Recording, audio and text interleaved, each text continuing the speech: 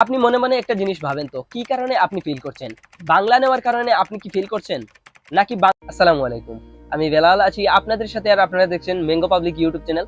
আজকের এই ভিডিওটা খুবই গুরুত্বপূর্ণ তাদের জন্য যারা কাতারে এসেছেন এবং কাতারে এসে ড্রাইভিং লাইসেন্সে অর্থাৎ ভর্তি হয়ে গিয়েছেন, এবং ভর্তি হওয়ার পর আপনি অবশ্যই কম্পিউটার টেস্টটা আপনাকে পাস করতে হবে।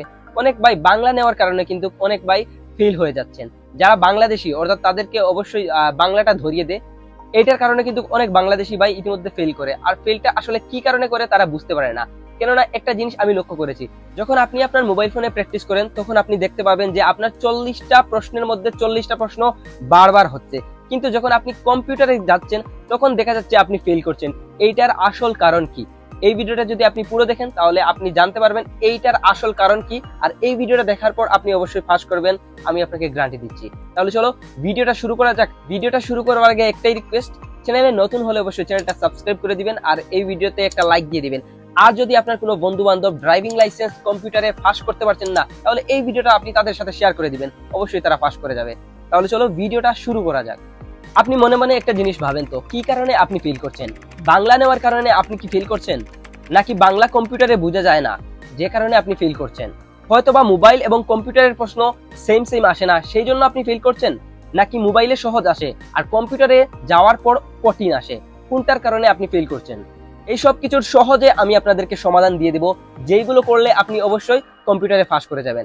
প্রথমত আপনাকে যেইটা করতে হবে সেইটা হচ্ছে, এখন যে কথাগুলো বলবো সেইগুলো একটু আপনারা ভালো করে লক্ষ্য করবেন। আপনাদের কয়েকটা টিপস দিব, আর সেইগুলো যদি আপনারা ফলো করেন তাহলে অবশ্যই আপনি প্রথমবারেই কম্পিউটার টেস্টটা পাস করে নিতে পারবেন।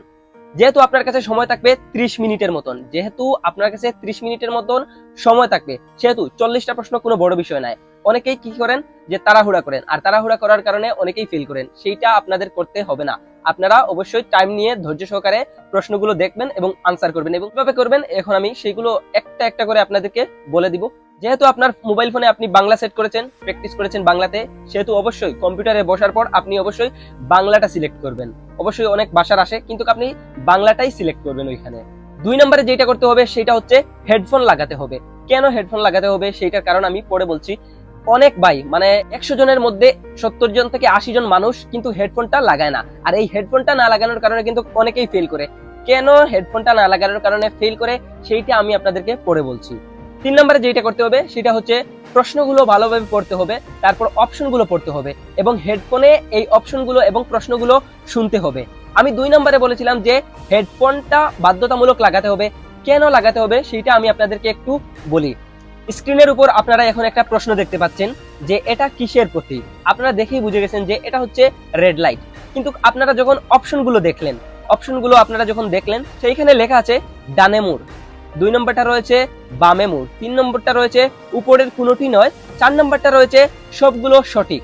যখন আপনি এইগুলো পড়লেন তখন আপনার মনে হলো যে এটা তো উপরের কোনোটি নয়, কিন্তু যখন আপনি হেডফোনে শুনবেন তখন আপনি একটা অপশনের মধ্যে শুনতে পাবেন যে এটা হচ্ছে রেড লাইট।